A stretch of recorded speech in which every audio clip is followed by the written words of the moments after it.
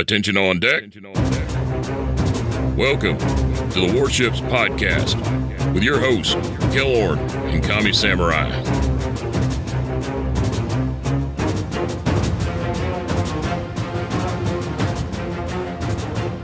Welcome to episode 10 of the Warships Podcast. Today we have a great episode in store for our listeners.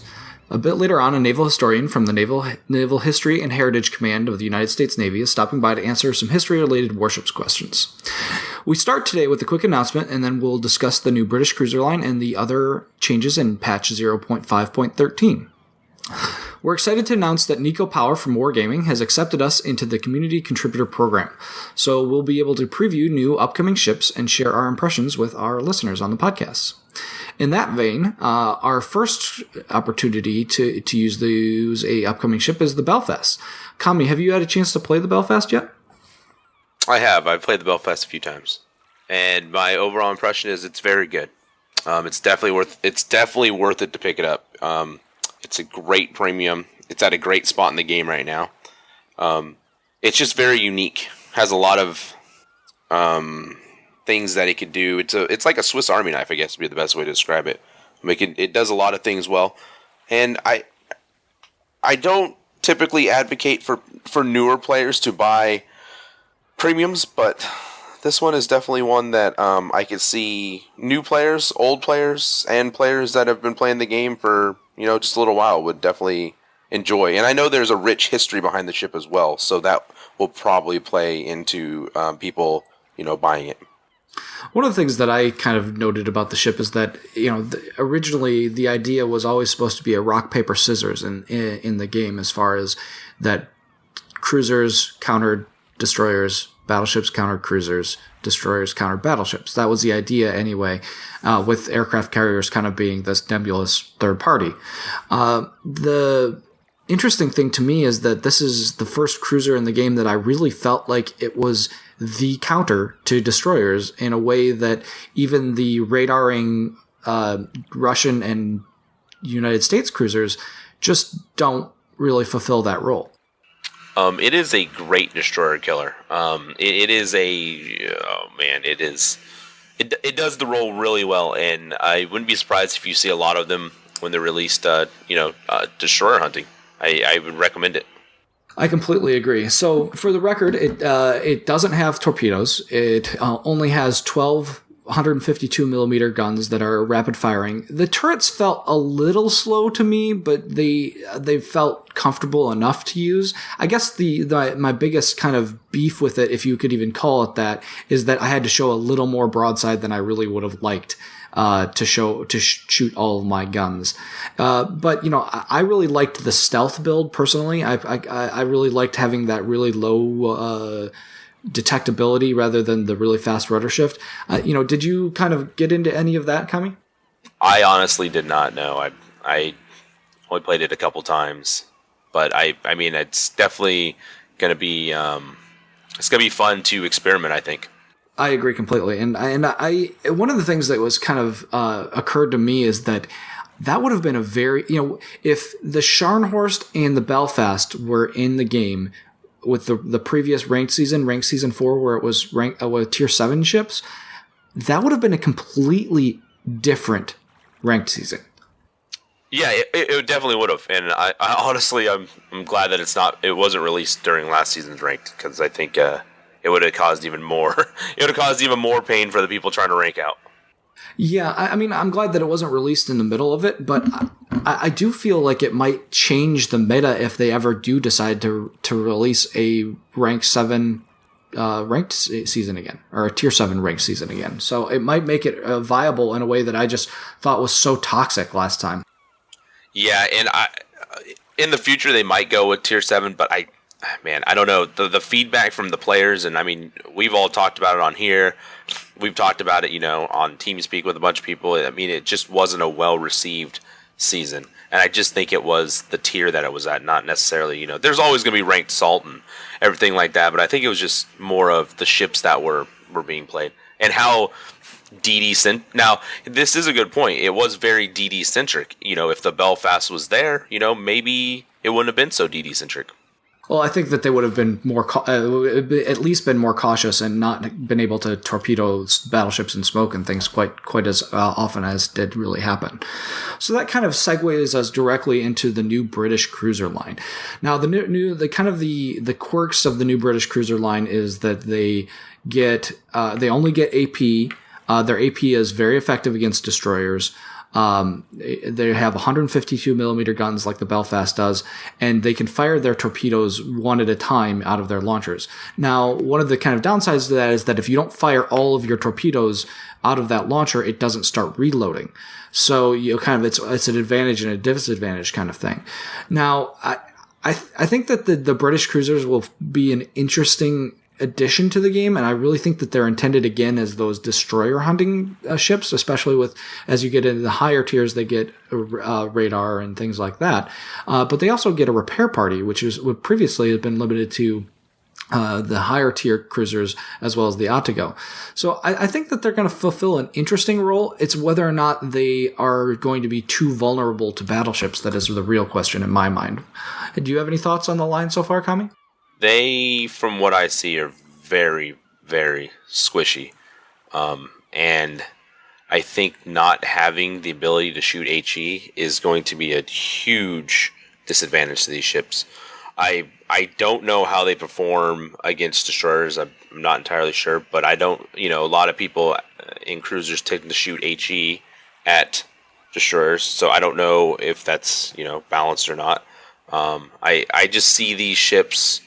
I see a lot of devastating strikes in the future for these ships, because I think a lot of people will jump on them, play them, and not realize that they're very, they're very squishy. I mean, they're light cruisers, and if you're trying to take on, battleships, at medium to short range, I just don't see you surviving that encounter, even with torpedoes, even with, even with smoke or whatever you may be using. I don't know. I won't know until, we see more of them.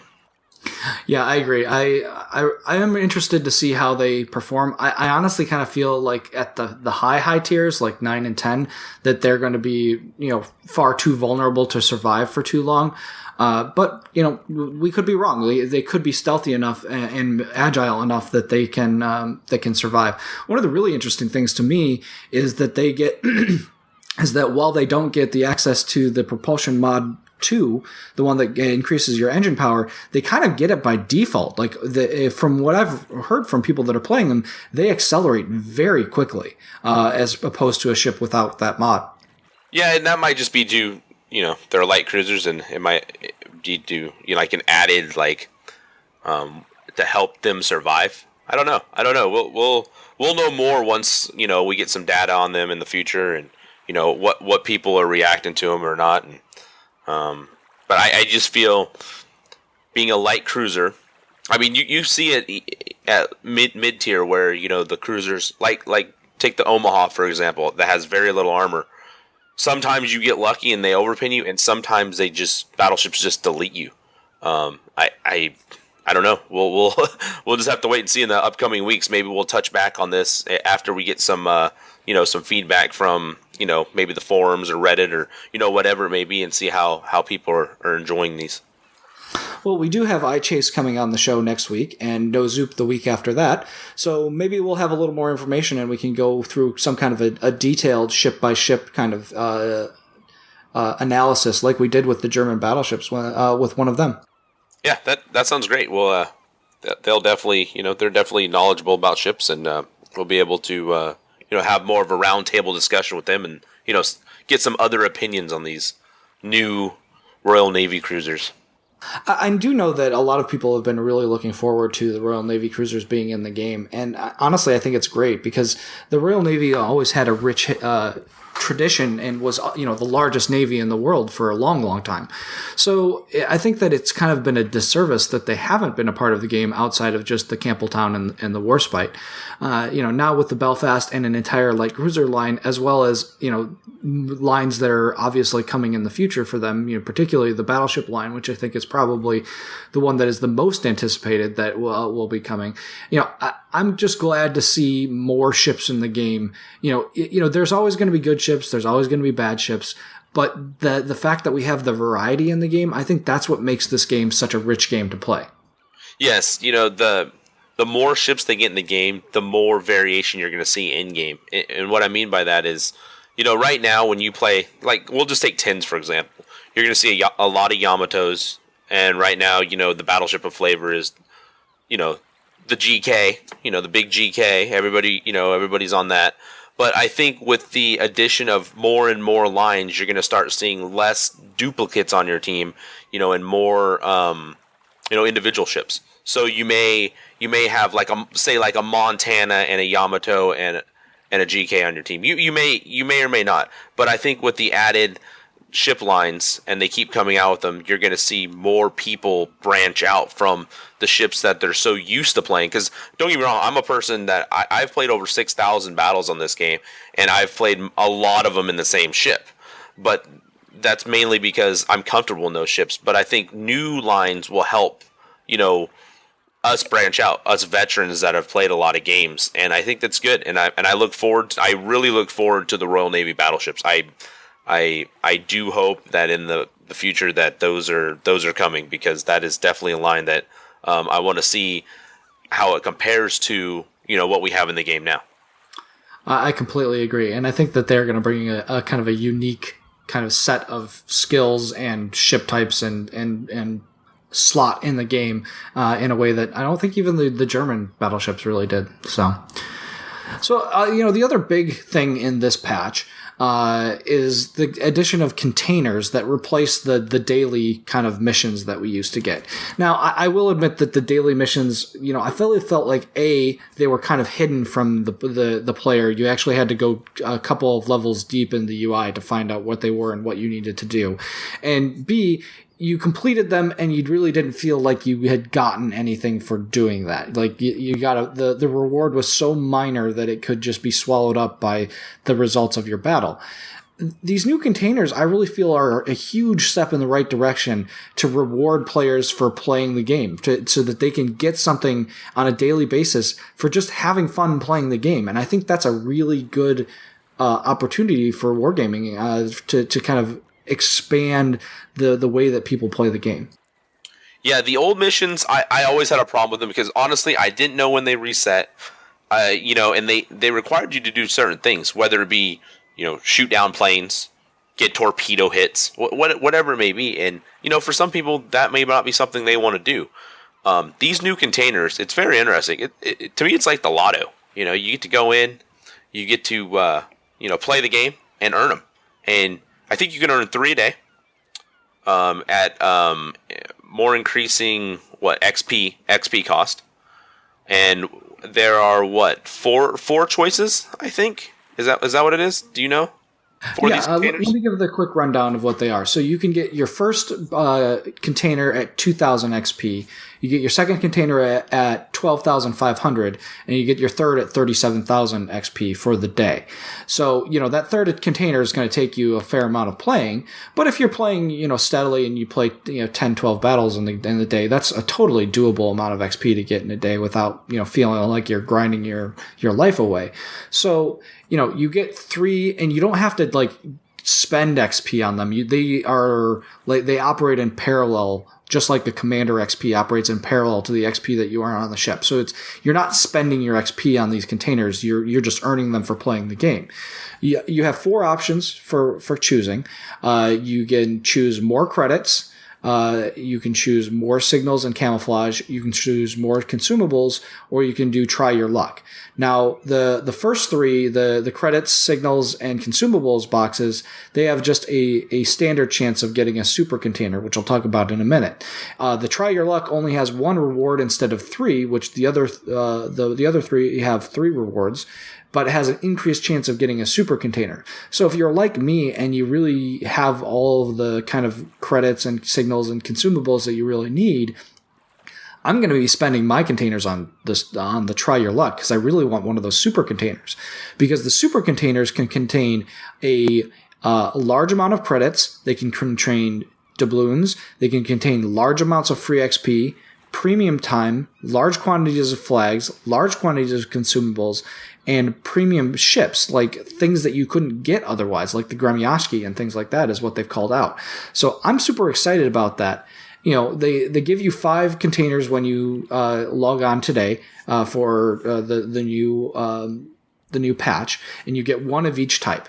And the super container, as an example, gave me 250 damage control 2s. And everybody gets the same ones today for the rewards. You can read those in the patch notes if you want to look at exactly what they give. But if the super containers are giving that level of reward, that's a huge addition to the game that just wasn't there at all previously. Yeah, I like it. I think it's an awesome way of getting people to play the game. It's an awesome way of, for people. I don't know what the percentage chance is that you're going to get a Gremyashi, or we don't even know. I don't even think they've given a list on what the ships are that are available. But I mean, it does say rare ships and vessels usually unavailable to purchase. So I mean, that's the Gremyashi. It could be the Nikolai. You don't know. But I mean, if you're someone that has, like Kaloran said, enough flags, enough credits, enough consumables, or you don't mind paying, I would definitely go for the Try Your Luck. That's what I'm going to be doing. I'm going to be doing the Try Your Luck. I mean, hey, I'm cool with premium time. I'm cool with getting, free XP. I mean, what can go wrong? I mean, and yes, you do only get 1 reward for the Try Your Luck, but it's worth it, I think. Yeah, that's the way I felt. And there's a sign up on Reddit that has a form that you can fill, a Google form you can fill out. They're trying to gather data about how much who's getting what out of the containers, to try and give like an overall. If they get enough data, they can say statistically, what are your likelihood, and then they might be able to tell us what our best bet is as something to open. But I knowing what I know now, I'm going to be doing those Try Your Luck containers, because that just seems like it's the best bet, in the long run. And of course, we have no idea what you're going to get. It's all random. So I mean, it all comes down to what you need. Say you only have like 200,000 credits. You may need the credits, but I mean, the Try Your Luck, you may get a lot of credits. I don't know. I mean, it's really up to the individual what they want to do. What you're shooting for. But yeah, I mean, it's a pretty awesome feature that they added, and that's the one thing that I applaud Wargaming for doing. They continue to add new things. They continue to improve the game. They continue to, just listen to the public and add new things. And I think that's great for the longevity of the game. I completely agree. So there's a few other minor things that got fixed in this patch. The next one that kind of caught my eye is that they rebalanced trap and fault line. Now I wish they provided like a picture to show you what they've done, but they say that they've changed some of the islands and made it more comfortable for certain teams. So I'm kind of looking forward to seeing how those kind of rebalance the game. Neither one of them is in the ranked season battles, at least not the tier 8 ones. But the random battles on both of those maps could often be very odd for fault line and for trap.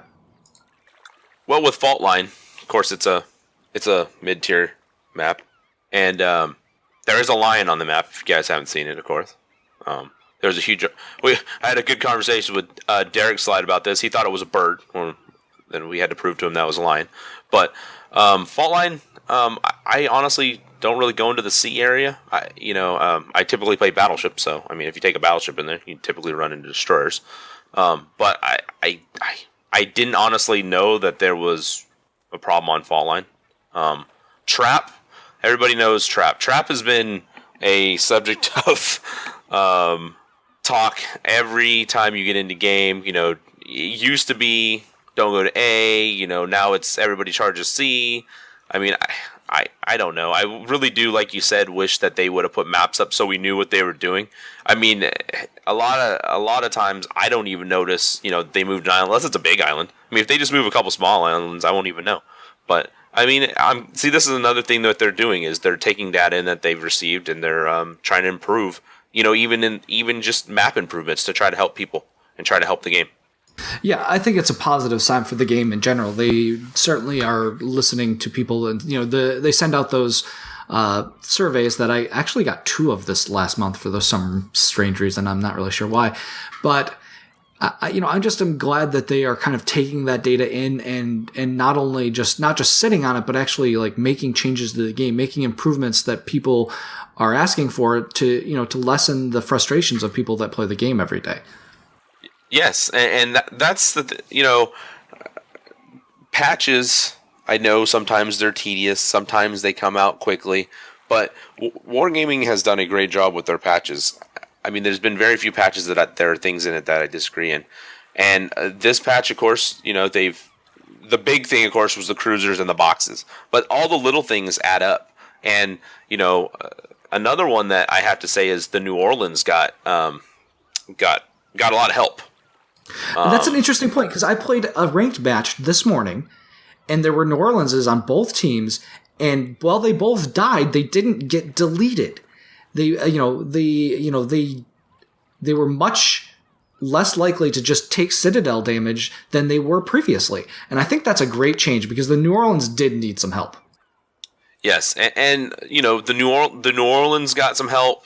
The Mogami turrets got better angles, but that don't assume that helps its traverse. Its traverse is still slow. Well, only the 203s got the angles and the angle improvements, which I was kind of disappointed to see that, but that was something that somebody had data mined off of the PTS, so I was kind of expecting that to be the case. But it's those 155s that I feel that need the help. But we talked about that with Q last week, and hopefully they'll do something going forward. Yeah, and I honestly believe that the reason why all the help to the 203s is happening is because they don't want people using the 155s past, when you can unlock the 203s.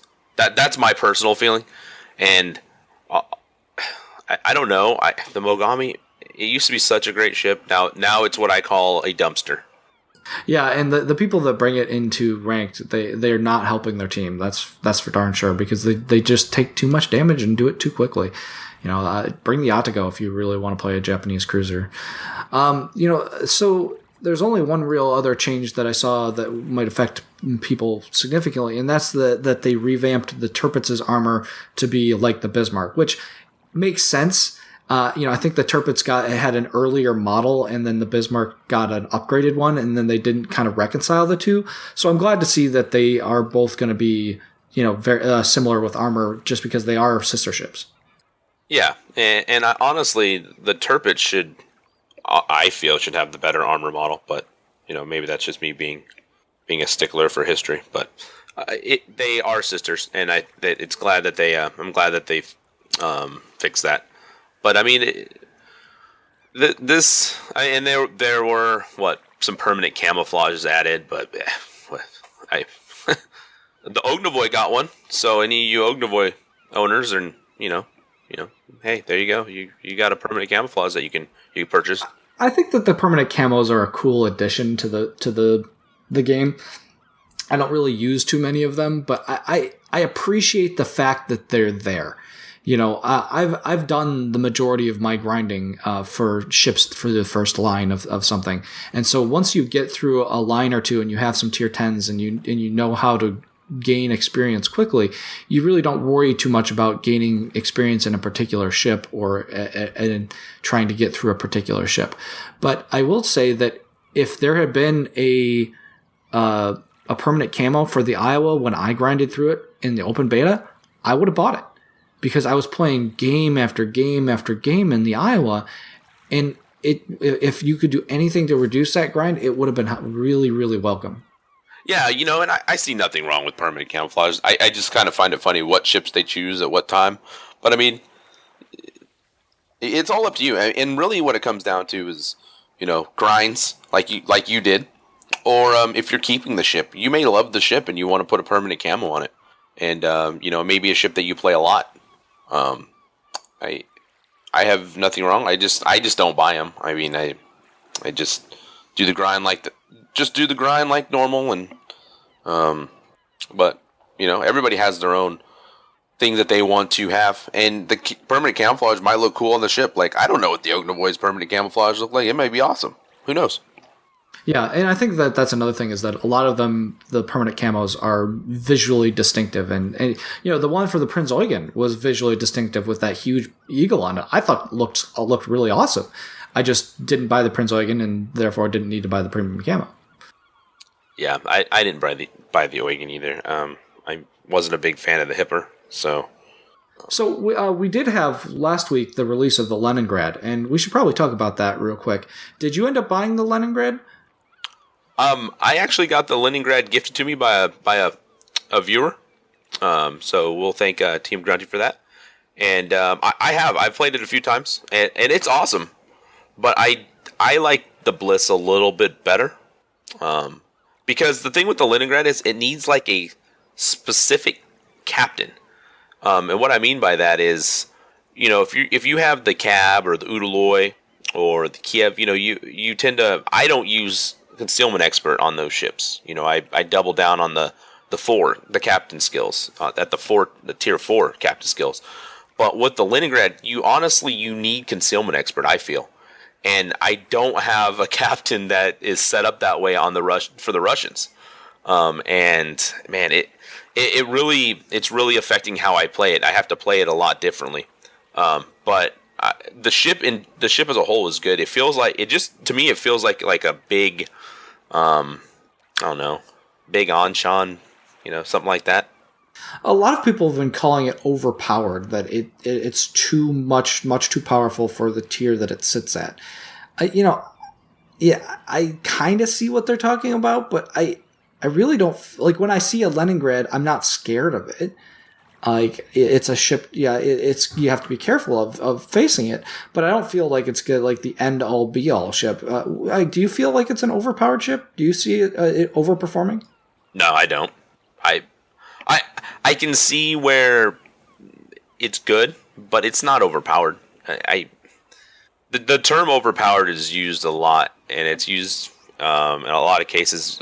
It might have been someone saying it was overpowered because they sailed in a straight line and got nuked by torpedoes. You don't know.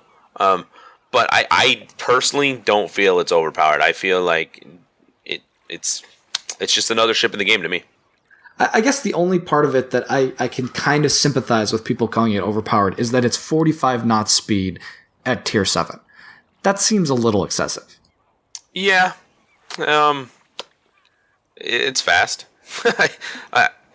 45 knots is very fast, but I don't know. I mean, there's always going to be something about the ships in the game that people like and dislike and are going to say are overpowered, underpowered. I mean, I personally I'll leave it. I personally don't feel it is. Fair enough. Well, our last kind of patch-related thing before we get to our interview is the port UI revamp. So they've optimized the port UI functions. What are your thoughts on? I mean, we've had a lot of things in the UI that have been very sticky and they don't really move right. And I think this is the first step in that direction, hopefully culminated in fixes to the chat part and the invite for friends and things like that. But, I think this has been a long time in coming that these UI improvements in the port needed some help. Yeah, and I know for a fact that people that I've played with, people I've talked to, they said that their port was very laggy.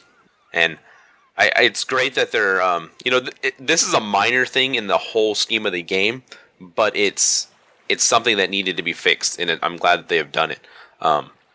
The better the UI is, the easier it is for people to, play the game. Because people, I get frustrated at sometimes how slow it was. You go to click on the module screen, stuff takes forever, or whatever it may be, and I'm glad that they're taking the time to do the little things.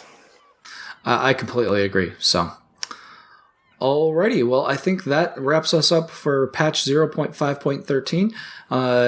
Next week we'll be having iChase on the podcast, so we'll look forward to talking to him, and maybe we'll try and do something to talk about British cruisers in a more in-depth kind of way. I am also closing in on 2,500 follows on Twitch. So when we get to that mark, hopefully we'll be there by the time we record for next week, and I'll be able to announce my next big giveaway stream. So hopefully we get there. Sounds awesome. Well, let's get into the interview with the Naval History and Heritage Command. Today, we have special guests from the United States Navy's Naval History and Heritage Command. Unfortunately, we had some recording difficulties, so I apologize for that in advance. And we were able to get a certain number of questions answered. Without further ado, we have historian Dr. Ryan Peaks and Lieutenant Chloe Morgan from the Naval History and Heritage Command. Welcome. Dr. Peaks, is it true that you play World of Warships? It is for about the past 20 hours now. I downloaded the game to prepare for the interview. Spent a couple of hours playing last night. It's an excellent game. Excellent. I hope you enjoy it and maybe continue to play.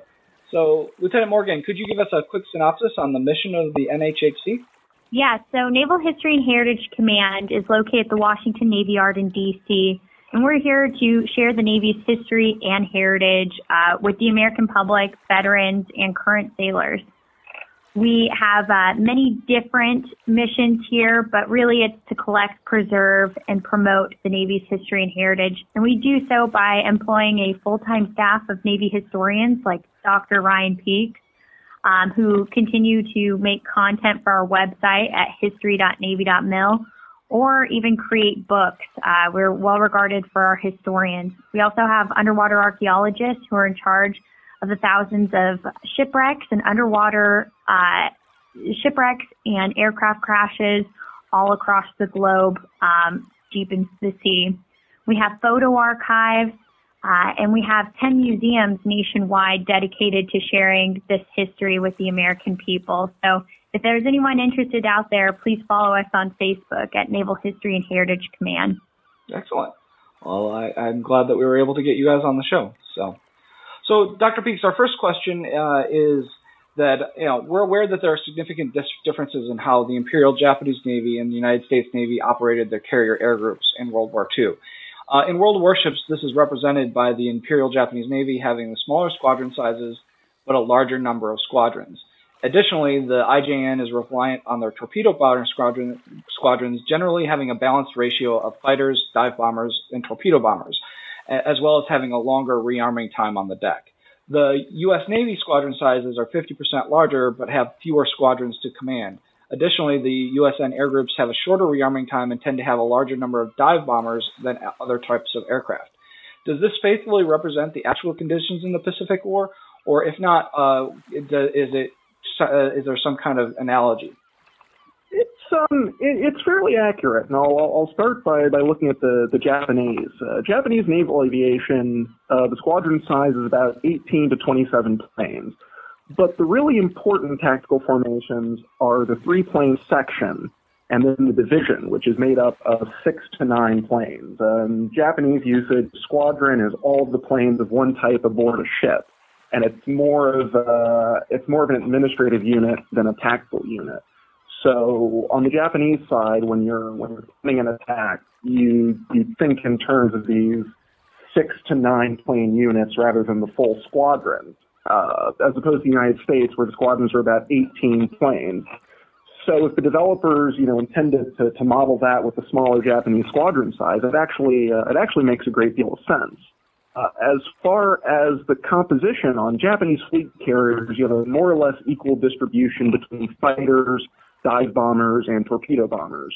So, for example, at Midway, the Japanese flagship Akagi has 60 aircraft, 24 fighters, that's one squadron, 18 dive bombers, and 18 torpedo bombers. So it's a pretty even mix. If you look at the United States, the standard squadron size is about 18 planes. And in the case of the United States, the squadrons are really important. They're the primary tactical unit. They're the primary administrative unit. You would train with your squadron. You'd be kept with your squadron. You'd fight with your squadron. And in terms of composition of air groups, the large carriers that we start the war with, they go into battle with about 80 aircraft. So you have a squadron of fighters, a squadron of torpedo bombers and 2 squadrons of dive bombers, because we have this interesting doctrine of using the dive bombers not just as bombers, but also as scouts. The idea is you send up a squadron of dive bombers, they find the enemy fleet, they radio its position, they drop their bombs, they go home. In the meantime, the American carrier is preparing a strike with the other squadron of dive bombers, with the torpedo bombers, and covered by some of the fighter aircraft. So that actually brings up a quick question from me. So I also is it true that the Japanese did not use their carrier squadrons as scouts, whereas it sounds like the United States Navy used their dive bombers as scouts? So the Japanese, obviously, they use airplanes to scout. They use seaplanes. They use airplanes from the carrier group, but it's not as, I guess you'd say, institutionalized or organized as scouting is on the American side. Gotcha. Sorry, I didn't mean to interrupt you there. No, that's quite all right. And I guess the last part about the rearming time of Navy air groups, that is also quite accurate. Before the war, the U.S. Navy comes to the conclusion that sortie generation is key to air warfare at sea. It's putting up as many planes as you can. When they drop their bombs, it's about rearming them and getting them back in the air as quickly as possible. And that's something that during the war, the United States Navy does a better job of than the Japanese Navy, both in terms of how both sides manage the deck space in combat and how the ships are built. So that's another area where the game does seem pretty accurate. The United States Navy does tend to get airplanes on and off their ships much quicker. Does that answer your question? Or? Absolutely, that's fantastic. So I'm going to go on to the next question from listener Numagus99, and he is asking, the Imperial Japanese Navy envisioned a Mahanian-style decisive battle as the central part of their pre-war battle plan. What would have been the outcome of such a decisive battle given the state of the IJN Combined Fleet and the United States Pacific Fleet pre-December 7th, 1941? Sure. So just to provide a bit of background here, this has a lot to do with the Washington Conference, and that leads to a treaty which is signed in 1922 between all of the major naval powers. And for the purposes of this question, the important thing is that it restricts the U.S. Navy to 18 battleships, and it restricts the Japanese Navy to 10 battleships. So for the Japanese Navy, the key idea during the interwar period is if there's a war with the United States. Unfortunately, at this point, we lost our audio recording capabilities and weren't able to get it back to finish the end of this question.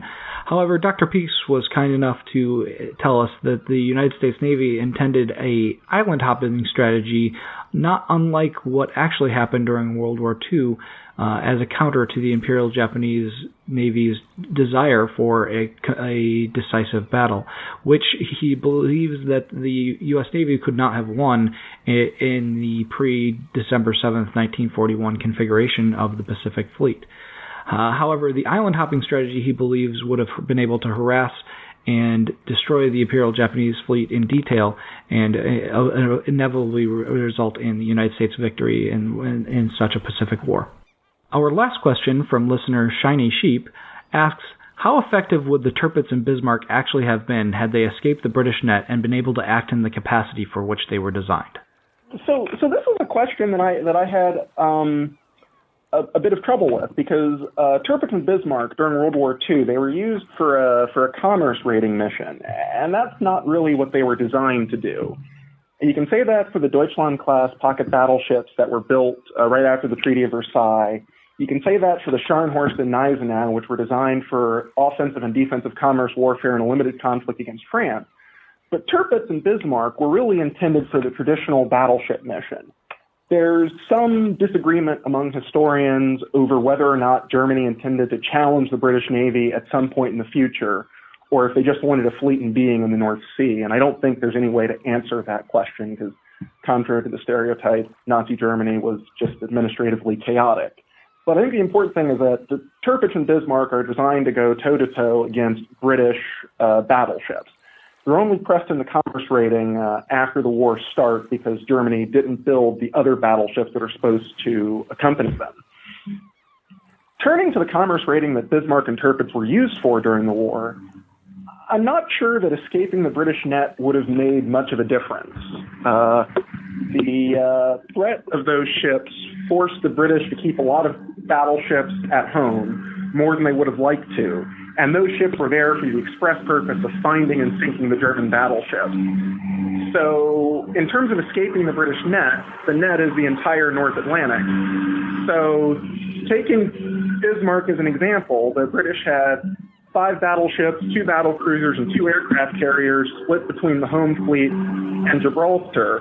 And if Bismarck escaped the initial search, they would have just kept on searching.